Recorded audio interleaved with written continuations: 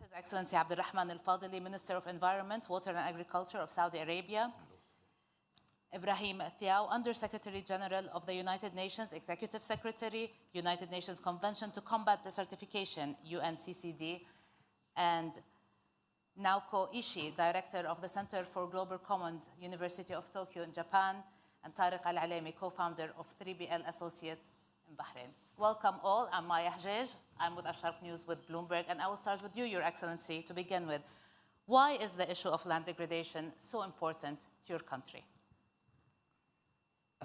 في الواقع موضوع يتداول الأراضي هو مهم للعالم أجمع وليس فقط للمملكة العربية السعودية. قد تكون أهميته لدول لها مناخ شبيه بمناخ المملكة العربية السعودية، مناخ الجاف أو شبه الجاف هو أكثر، ولكن هي تحدي يواجه العالم أجمع. في المقدمة تحدثت عن 25%. الإحصائيات اللي احنا سمعناها اليوم الصباح ومن ممثلين عن عاملين في قطاع البيئة تتحدث عن 40% من الأراضي هي متدهورة في الوقت الحاضر. الأراضي هي مصدر لغذاء الإنسان، هي مصدر لغذاء الحيوان، هي مصدر أو مكان لموائل الإنسان والحيوان.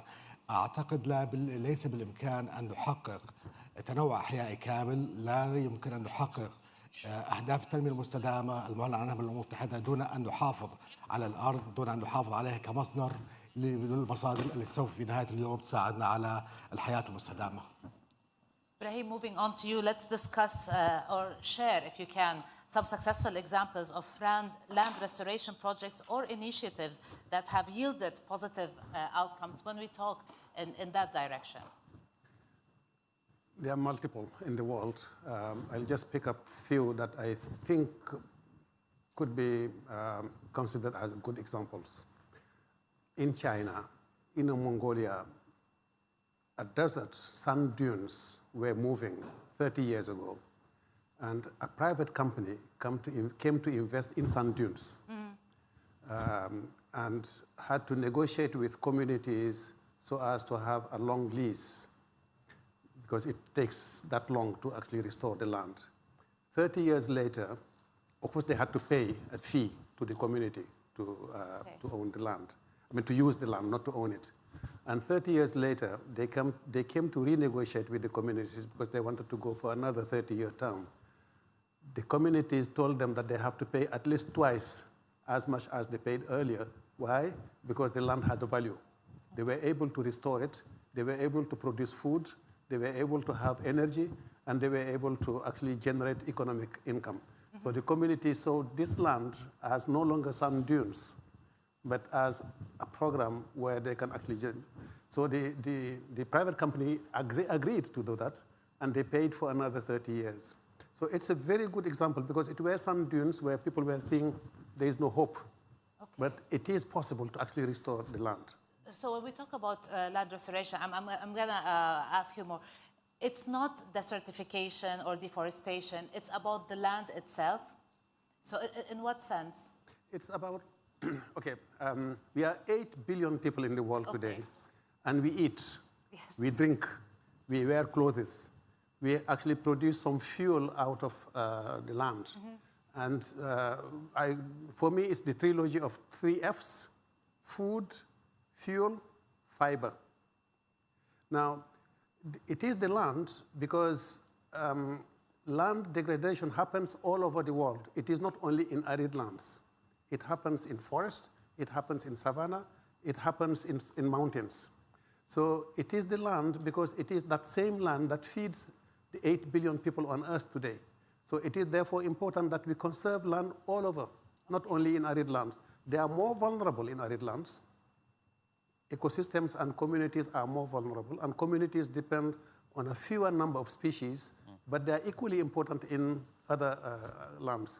And it is not deforestation, not only deforestation, because land conversion, when you convert grassland or pastoral land to plain agriculture, it is land conversion. You don't see a tree falling, but actually you are destroying an ecosystem. When you transform a land which was a wetland to a city, because we have a growing population, therefore the cities are growing, then you are not deforesting, but you are actually destroying an ecosystem that was playing a role. And from time to time, because water has a very strong memory, when you have excess rains, that water comes to flood your cities. So, which is what we are seeing right now in Eastern Africa. Yes. Because that is land degradation. Okay. Now, Ko, why is it important to act now to address land degradation? As very well mentioned by Ibrahim, my colleague for more than a decade, I think we are really at the critical stage of the human development. That all the bad things happening surrounding us, the climate change, nature loss, and all disastrous things, are basically telling us that we are on the collision course of our human economic development with natural capital or natural system. And that's why that we have seen this. The only solution to me is to how to really modify our economic system, which has been really, really devastating, that eating up the capacity of the natural system. And that's why the land is so important, because land is an integrator. We use this word several times, integrator of the many, many things that you said 3F, but it's really more than that. To me, it's really that our life support system. So that to take care of this life support system and how we can, in terms of action, you call action, how we can reform our economic system, which is really, really devastating the natural capital, is so important. Maybe second round, I would like to talk a little bit about how we want to reform our economic system so that we not only restore our land, but also entirely restore the natural capital or natural system, so that we can continue. So we cater to restoring it. We cater to restoring it. Yeah. When we talk about land restoration, Tariq, when we talk about and the whole issue with land degradation, you did bring up a very interesting topic during our communique, and you said it should be values-led, or there's a way to work on it where we link it to our values, to our community, to our religion also sometimes. How do you do that? How do you convince people through their values? Yeah, absolutely. And I'll link it just to what you're saying around economic transformation, because of course in this special meeting we're talking about the new growth story. And we heard in the opening plenary around the need to decouple growth from emissions. But I think what's interesting about land restoration, it's this opportunity to remember that we also need to decouple growth from biodiversity loss. We need to decouple growth from soil degradation. We need to decouple the growth from water depletion. We need to decouple actually growth from all of these environmental pressures. And it's a reminder that there can be no truly successful growth story without a successful land restoration story. And for me, the values base comes in is because we also know successful land restoration doesn't happen unless you have a growth story that's coupled with empathy, that's coupled with values, that's coupled with compassion. We find that in our experience, an example of restorers are faith communities.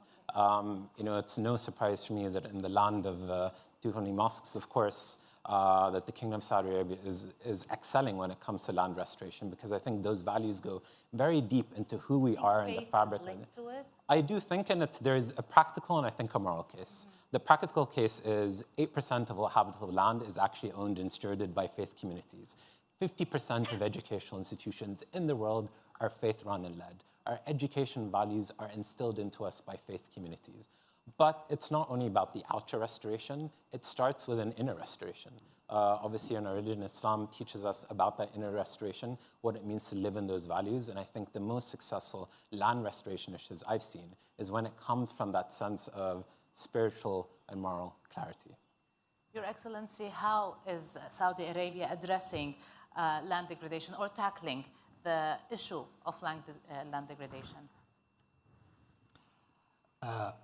في الواقع المملكة العربية السعودية ومنذ إطلاق رؤية المملكة 2030 أخذت أهداف محددة ضمن ال 95 هدف. هناك أهداف محددة تتعامل مع هذا الموضوع. أنشئت وزارة البيئة والمياه والزراعة في أبريل 2016 أعتقد، أو في النصف الأول من 2016. اعتمدت استراتيجية وطنية للبيئة، وكذلك استراتيجيات للزراعة والمياه وإدارة المراعي. هناك نظام أعتقد أنه عادل للبيئة يقوم على حماية البيئة وصونها. هناك لوائح تنفيذية أيضا تبين حقوق وواجبات الجميع. هناك إطار مؤسسي أيضا واضح يتحدث أو أنشأ مركز يعنى بالغطاء النباتي مركز آخر يعنى بالحماية الحفاظ على الحياة الفطرية أنشأ أيضا صندوق للبيئة برأس مال 10 مليار دولار، وابتدى تمويله وسيمول تدريجيا وبدأ يمارس أعماله حاليا. صاحب ذلك أيضا مبادرات أطلق سموه ولي العهد رئيس مجلس الوزراء في بداية عام 21 أطلقت مبادرة السعودية الخضراء تتحدث عن زراعة 10 مليار من الأشجار، الحفاظ على 40 مليون هكتار من الأراضي. كذلك هناك برامج مصاحبة ومتممة. على سبيل المثال عندنا برنامج الاستمطار. احنا بندرك كلنا ان المملكة العربية السعودية او هذه المنطقة من العالم لا تتمتع بهذا المطر عالي، فبالتالي عندنا برنامج الاستمطار، واعتقد ولله الحمد المؤشرات مبشرة للغاية في نتائج هذا البرنامج، وسنتوسع فيه. وايضا اطلق او سمي كبرنامج اقليمي رغبة في ان يعم النفع للاقليم كله وليس المملكة العربية السعودية. ايضا عندنا استراتيجية للمياه تحدثت عن إدارة متكاملة للمياه، إعادة استخدام المياه المعالجة، تحدثت عن حصاد مياه الأمطار، زيادة السدود، استخدام مياه السدود. فنحن نسعى للاستفادة من كل قطرة مياه في المملكة العربية السعودية لأغراض التنمية في المملكة العربية السعودية. أيضا عندما نتحدث عن قطاع الزراعة وقطاع الغذاء بصفة عامة، الهدر في الفاقد والهدر الفود لوس اند ويست في العالم كله حدود 33%. لو استطعنا يعني we bring down الفود لوس اند ويست by half إلى 15%، تخيلي النسبة اللي سوف نحافظ فيها في الانبعاثات الكربونية، في المحافظة على الأراضي، في أمور كثيرة جدا. فبالتالي عندنا احنا برنامج أن نقود هذا الفقد والهدر إلى 17% by 2030. أطلقنا برنامج جديد نسميه سعودي جاب اللي Good Agriculture Practice. هذا البرنامج يحافظ على الأراضي من ناحية كل النواحي بما في ذلك استخدام المبيدات والمحفزات والأسمدة. فالحفاظ على الأرض والمياه هو هدف رئيسي جدا، ونحن نحقق نتائج مبشرة فيه ولله الحمد. Your Excellency, most of this is related to government, so we will keep the thought. We're going to come back and talk about the private sector as well and their involvement in this. But I'll move on to you, Brahim, and ask about, with the upcoming UNCCD COP16 on land, what are the main objectives? What are the expectations? What do you want to see? First of all, we are very happy that the Kingdom of Saudi Arabia is hosting this COP. It's going to be the largest COP ever organized by the UNCCD over its 30 years of existence. And it is going to be a transformative COP. That's my expectation. Transformative in the sense that issues of land, drought, and water are elevated at a much higher political level, and that will create the momentum that we need to see a curve in land degradation in the world. I expect parties to come up with two major issues to look at them. I mean, there are multiple, but for the sake of time, one is the issue of drought. Okay. Droughts are happening all over the world. Just a couple of years ago, over 101 countries in the world were affected by drought. It's much more than what we need to know. It's 1.8 billion people from around the world were affected by drought. Over the last 23 years, we have seen 29% increase of droughts in the world. So it's a big issue, which is costing a lot. Increase in floods, increase in drought as well. I'll come back to, because they are twins. I'll come to floods. The issue is that when droughts occur in poor nations that have no reserves and have no insurance systems, it's a disaster. So you have an emergency and you have food aid and people dying and animals dying. It's a disaster. Any year of drought in these countries is a year of economic downturn. In countries which have more resources and more capacities to provide aid internally to their countries, it's also a recession from the economic point of view, because you cannot produce as much food as you need, so you need to import. Sometimes you also need to see how you can transport your food. Many people don't know that the Panama Canal, which is 12% of the world trade currently, cannot process, the traffic is halted or limited due to droughts. And that's 12% of world trade. So it will have implications in terms of how we transport our food. Supply and demand, yes. Supply chains. So drought is one issue. So parties are expected in Riyadh to come up with a major decision on policy decision on how to address these issues of drought other than just responding to emergencies. We have got to be much more proactive. The second issue that the parties are expected to take is land restoration. Every year, we degrade 100 million hectares of land. That's twice the size of Greenland. Okay. 100 million hectares of land are degraded. So in a way, by 2030, we need to restore 1.5 billion hectares of land in order to enable us to produce again food and to feed the growing population, because by 2050, we may be 9 billion people. Okay. So the demand is increasing while the resources are shrinking. So that imbalance is causing a lot of problems, economic problems, social, migration, security, you name it. I don't have time to elaborate on. So I expect parties to come up with these two issues that I think will be transformative for COP16 in Riyadh. There may be multiple other decisions, but I expect these to be the landmark decisions. Now, you really wanted to talk about financing and how to get there and getting people involved in the financing. Why is it so important, and how do you get them involved? First, I really want to support what Ibrahim said, and we need to make sure that the COP16 be transformative, something very, very different from the past.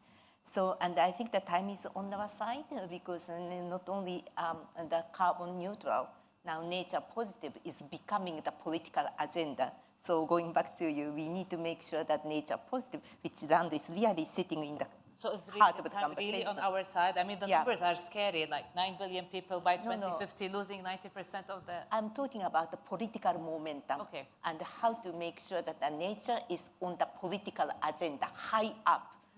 More than even the climate change. That's what I meant. The challenge is do we really know how to make this economic system transformative? That's also Tariq is talking about, because the reason we are devastating the nature system so much is our current economic system doesn't value adequately that the natural capital. That we talk about nature is important, but we just don't act as a nature is important. The reason is not because the people don't believe it. The reason is that the nature doesn't have a price yet, that adequate price yet. So that even if we spiritually admire nature, our day-to-day economic decision-making doesn't reflect it. So the question is how our economic decision-making, be it is a consumption, that investment, and whatever production, really does reflect of the natural capital value. And on that one, there are a few important progress already being made. I think that while that we were working together when I was with the GF, the UAT, the UNEP, and the CDD, that we have done quite a number of projects on the land management. And there are also the kind of success factor in it. If we were able to bring that sustainable land management, it's more like a policy issue, together with the people, with goodwill, and the capacity, and the finance. If we were able to combine those three conditions together, it will actually make a good progress case. However, my reflection, maybe sobering reflection, is it is very, very time-consuming, and it is very costly to do it. Cost is not necessarily money, it's more like a people's management and a goodwill intention kind of thing. So how we can really make it more systemic issue, that's why I put a lot of emphasis of the valuing the nature on the economic term, not in a very kind of spiritual term.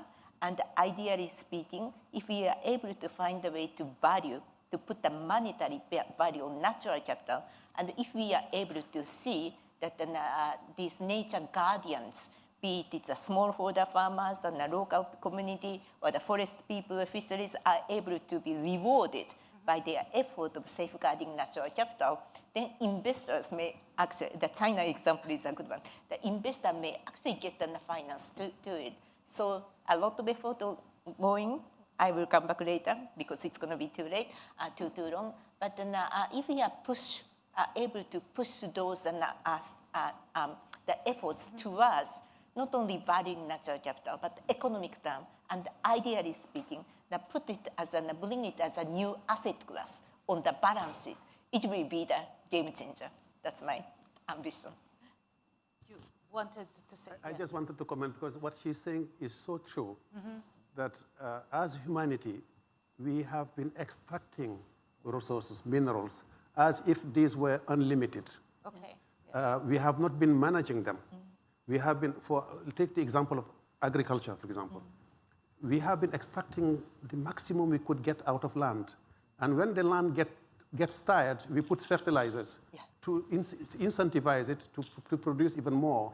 But we have not, and we extract as much water as possible to irrigate. So in terms of extractive industry, we have been extracting the resources. Now the question is, when can we turn that tide to actually move to a more management type rather than an extraction type? So it is a shift of mindset, a shift, and technology allows us to do it now. We have enough knowledge on how much soil the soil can support.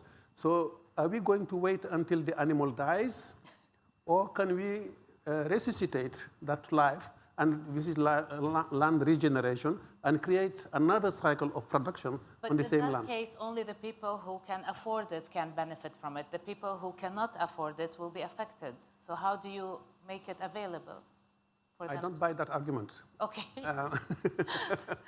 Okay. Everybody, the poorer you are, the more dependent you are on land. Exactly. Because you have no reserves, you have no bank accounts, you have no assets, your only GDP is land. Yes. Right? Yep. So it is therefore important that we all consider this as, for what it is, our asset, and manage it properly. Of course, if you are less wealthy, you have less capacity to reinvest. Of course, yes. But you also have less impact on that land, because the wealthier you are, the higher the economy is, the higher the impact on land is. So the farmer that is using traditional tools is less destructive. So therefore, it is much easier for them to change gears. So what I'm saying here is that the change of mindset is absolutely important, because the notion of natural capital that she is talking about is really to consider this as an asset, not only as something that I would extract, and then the next generation, I don't care what they will be doing. We are now almost 9 billion people on Earth. We have no reserves left anymore. In the past we had, and we could encroach on forests, we could destroy wetlands, but where do we go next? So where do we go next, Taro? Well, I think just to build on that, and it's always the oxymoron, because of course nature is our greatest partner in restoration. But as I say, it's an oxymoron because when we put nature first, we are putting people first. It's people, it's indigenous communities, it's local communities who are doing the restoration work alongside nature. And we need to really be giving those tools as well to those communities. And I think this is really the exciting thing about COP16 as well. Because it's a COP16 of, we've heard of public-private partnership, of really opportunities there. But it's also a COP of public-planet partnerships. It's a COP in which we're able to put nature at the center, saying that nature is also the greatest partner in collaboration, that when we look at these solutions of measuring pollution data, we can do that in partnering with the bees for data. We can partner with fungi for drought-resistant crops. We can partner with mangroves as well for protecting crops. And we partner with microbial communities for restoring the soil. And also for all the innovation we're talking about outside of this room, all of that innovation, all of that human inventiveness, all of that AI is purely dependent on 6 inches of topsoil that's healthy. And this is a COP that I think will re-remind the world of that. But it's also a COP in which we talked about values. It's also a COP that's, I think, the litmus test for the business community in the MENA region. Because when we talk about COP, I'll be very honest with you. People think COP27 and COP28 in Egypt and UAE on climate. That's where the business community's minds go. And we've seen unprecedented investment and engagement from the business community in those COPs. But as Ibrahim talked of the metrics and the targets, those same targets he talked about are the targets of those other COPs as well. Across these shared conventions, across the Universal Sea, UNCCD, and UNCBD, we're talking about the same targets on restoration, the same targets on emission reductions. And it is, for me, a litmus test because is the business community for the last 2 years been engaging in COPs as greenwashing, or are they still going to show up to COP16 very serious about continuing their investments, continuing their engagements, continuing actually the real work of restoration? And I think what happens in December is a test of what... So just let me be the devil's advocate here. Yeah, of course. Do you think it was branding and marketing initially? And how do we measure if it continues or not? Well, because we're going to ask His Excellency about it in a bit. Because I think that's actually where the values are, because it is branding and marketing if we see that engagement isn't there in December. Because in essence, in every panel, every talk, every press release, business communities understood and talked the talk of the business case for climate action. That exact same business case exists for land restoration. So I think for us, it's a wait and see. It's also, I think, an imperative for business communities to engage. It makes sense for all of us. I come from a small island myself.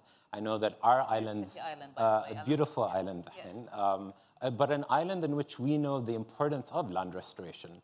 And I think for us, it's a real opportunity and also a challenge as well for the business community to say, you showed up to the other COPs, which was great, and this is the COP that I think is probably the most important one for you to show up to, engage with, and invest in.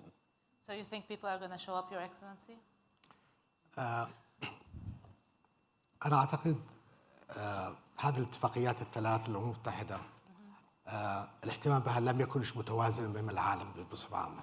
أعتقد هذه الاتفاقية لم تحظى بالاهتمام التي هي تستحقه، ولم يكن هناك التوازن في الاهتمام بهذه الثلاث اتفاقيات لتحقق المأمول منها عالميا. أستطيع أن أقول أن في المملكة العربية السعودية هناك إيمان كامل بهذا الهدف، وسنسعى بحول الله وقوته أن يكون هناك اجتماع غير مسبوق بحول الله ويستمر. لا نرغب أن يكون اجتماع فقط وينتهي هذا الكاب 16 وتعود الأمور إلى ما كانت عليه، بل سنسعى بالعمل مع الجميع مع دول العالم إلى بيان وإيضاح أهمية الحد من تدهور الأراضي، وأن يكون نهج وترند إن شاء الله جديد لإعطاء هذه الاتفاقية ما تستحقه. Your Excellency, let's go back to what we were talking about a while ago about what the government was doing in order to help land restoration and to focus on this. And I told you we need to talk about the private sector. How is the private sector being involved, and how are we involving them? Not only the private sector today, the communities, the youth of the region, how are they getting involved in this? عشان نتحدث بواقعية، الاستثمار في هذا المجال لا يحقق على العوائد المالية. لا يحقق على العوائد المالية، هذه هي حقيقة. ولذلك السياسة اللي عندنا نقدم حوافز، هناك مسؤولية اجتماعية للشركات والقطاع الخاص، هناك متطوعين، هناك جمعيات بيئية وروابط خضراء وما إلى ذلك. ما نعتقد أنه في المملكة العربية السعودية اللي بديناه في السنوات القليلة الماضية،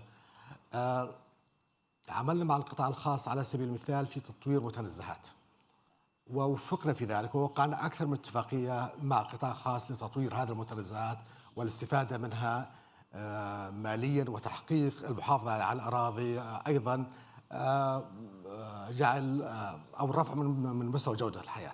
فهذا موجود. هناك الكثير من الشركات السعودية الرائدة في المملكة العربية السعودية أبدت استعداد كبير جدا للمساهمة في هذا كجزء من مسؤوليتهم الاجتماعية. أعداد المتطوعين هو جزء من رؤية المملكة العربية السعودية والحث على التطوع في هذا المجال. فأنا أعتقد هي جهود الجميع، لا نستطيع أن نقول هي فقط أعمال استثمارية، ولكن هي خليط ما بين هذا وذاك. If we look at, His Excellency just said, when we look at this, there is no return on investment, direct return on investment. I did not say that. No, okay. I did not say that. You said there is no financial return. No, I did not say that. Well, what I said is this does not provide the highest return on investment. Okay. So how can we get the highest return on investment when it comes to land restoration and saving our land? Financially, I meant. Financially, yes. And I meant financially. Yeah. You look, if you look at companies that are investing on land right now, they are doing a lot of profits. We are talking about agriculture. We are talking about livestock. We are talking about companies doing water resources management. We are talking about companies that are doing reforestation, afforestation, and management, sustainable management of forests and extracting these resources. We are talking about continental fisheries, et cetera, et cetera. So they are doing business. Again, the mindset that we talked about earlier, the mindset of extraction, they are doing mining. Without giving back, yeah. They are doing mining, which is also one source of land degradation in the world. So most of these companies have to reset their relationships with nature to actually consider this as their asset. Because let me give you a picture of what was happening in the world initially, especially when it comes to the relations between Africa and Europe. You remember after the Berlin Conference in 1884, 8 European powers divided Africa into pieces and colonized the whole continent. Not that they liked Africans, because they had access to the land. And they have been extracting these resources for centuries until these countries got independence. But the problem is that we have not been able to change that relationship. So the same is happening in Latin America, in Europe, in the Middle East. The same mindset of extraction is happening. So according to our economics analysis, every single dollar invested in land restoration can generate between $7 and $30 of economic returns. Not financial, but economic returns. Therefore, it can be profitable. Of course, if the land is totally degraded, it will cost much more to restore it. But even then, if you include the spiritual values, the social values, the economic values, the resilience of the communities, then even then it becomes viable. Not financially, not totally financially acceptable for companies, but if you have a public policy, public-private partnership, then you can have something visible, including in sand dunes, as I explained earlier. I talked about 3 Fs. I will talk to you about 3 Rs. Risks, rewards, and responsibilities. How much risks companies are ready to take to invest, and you as a contributor to your pension fund, because it's essentially pension fund money that is being reinvested in banks and so forth. How much risks are you ready to take to actually invest your pension money into an activity that is going to destroy the environment and is going to destroy the planet and is going to destroy the future of your children? Okay. Yeah. That's what it is. How much of your tax money, because we are taxpayers, how much of your tax money are you ready to invest in incentives that are going to destroy the environment, destroy nature, destroy the soil, and pollute the land? How much are you ready to make that? So in terms of risks. And finally, how much risks are companies willing to take to invest in areas that they know will be hit by the next drought, maybe in the next 7 years or 10 years, but that is nothing in terms of the time frame that an investor makes. So are we going to do some stress tests to make sure that when the next shock comes, the building will remain, or are we going to see the building collapse at the next earthquake? Okay. That's basically Yes, what it is. So we have to be very clear that we have a solid foundation that can withstand the shocks that are going to come. Your Excellency, you wanted to say something. ما تحدث بشأنه الدكتور إبراهيم صحيح بصفة عامة، ولكن السؤال كان هي عوائد على القطاع الخاص. القطاع الخاص أنا أتصور لا يوجد عوائد عالية. هذه العوائد عوائد اقتصادية تعود على المجتمعات وعلى الدول. لذلك أنا أتصور يجب علينا أن نحمي الأرض من التدهور من البداية. تحمى الأرض بالتشريعات والأنظمة، فبالتالي إحنا أو جزء منها يحمى بالتشريعات والأنظمة. الأمر الآخر اللي أنا أعتقد إنه واجب هو توفير الحوافز، توفير ما يجعل والتشجيع إنه الاستثمار في إصلاح أو منع تدهور هذه الأراضي يصبح مقبول اقتصاديا. أعتقد هذا هو علينا أن نقيمه ونقيمه بجدية. الدليل في ذلك لا يوجد من يستثمر من القطاع الخاص في إصلاح هذه الأراضي المتدهورة دون حوافز ودون تشجيع. Can I just maybe add as well to that? Because I think also what's being articulated here is, in the context of the meeting, growth is a gamble. Growth is this gamble that our future growth can both fix the extraction and the damage that we've caused in the past to our economy, as well as the potential extraction in the future. And for the private sector, for me, it's not as much the return on the investment, it's that actually land restoration is de-risking that gamble. That's why it's so important to really engage. It is really de-risking and putting the guardrails and the boundaries that our growth is a growth that is of quality, it's of growth within planetary boundaries. We're doing so responsibly. So I think of it as a case of de-risking, certainly. Now, please, yes, I would like to get your comment, but we have just less than 9 minutes left, so if we have any questions, I will take a question after Nauko's done, please. Yeah, no, Ibrahim made a wonderful, education to us that thinking about the history of Africa, Latin America, and why the nature may not be really valued yet. It's more like a historical development. And the fact is that, as you said, the current economic system coming from industrial revolution time really underpin the modern growth. And then during that time, we don't necessarily have to value the natural capital because nature seems to be plenty. It may be limitless. It may be infinite. And that is maybe the true until maybe last century. And that's why that it's more like a free goods. And that's why we continue to destroy it. But we came to know that there is a limit. There is the nature is a finite resources, and we need to really take care of that, how we can incorporate those new, actually scientific or economic reality. And that's why we are now talking about how to value, putting the value of natural capital as an important production element. Unfortunately, as Minister, His Excellency mentioned, it's still only the CSR coming because it's not directly produced. What's in it for me? Yeah, and also, and as you said, that the only affordable people, the high-income people can afford it. That is the reality as of today. So that's why I'm actually asking that with business community, with policymakers, can we change the rule of the game to put the monetary valuation of the natural capital? What I'm talking about is how we can find a way to change the accounting rule, how we can change the way of MRV, measurement, reporting, and then valuation, and how to actually put the value, it's qualitative, quantitative, but monetary valuation, and how to disclose it, and if that all of economic participants come together to think about how to change those rules of the economic system, financial system, we may be able to, should be able to, the way that the nature be valued, and if you are able to put it on the balance sheet, then it's going to be investable asset. How we can really chart the pathway. It's not a 1 year time thing, it's not a 2 year time, but if we can chart the pathway at COP16 and beyond, that's going to be a huge contribution, because that is the future, how the human being can peacefully live together with nature, in harmony with nature. That's something we need to really work on. Do we have any questions? Yeah, can we take a question here, please? Yeah.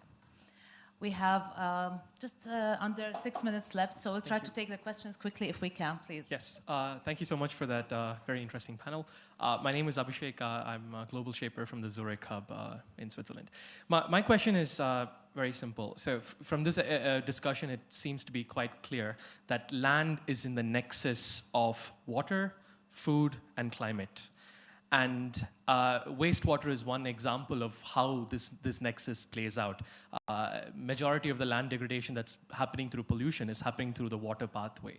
And at the same time, wastewater could also be seen as a resource which could potentially bring back the nutrients through the food cycle back into the land and so on. So my question is, how much of these synergies are going to take center stage in the COP going forward? Because in many of the other discussions that we're plugged into, land degradation and land restoration does not take the same center stage in other COPs, and perhaps this offers us an opportunity to highlight these synergies a bit further. Who would like to take, yes, please. There is no such thing as wastewater. It's only wasted water. wasted water is part of the equation. Because if agriculture uses that much water, it is possible to actually reuse it and recycle it and retreat it and put it again to the economy. It's the same concept as the circular economy. The minister just talked about food waste and food loss, which is another big dimension of the issue. Are we going to just go head on continuing to extract and throw? Extraction, manufacturing, and throwing is the linear economy.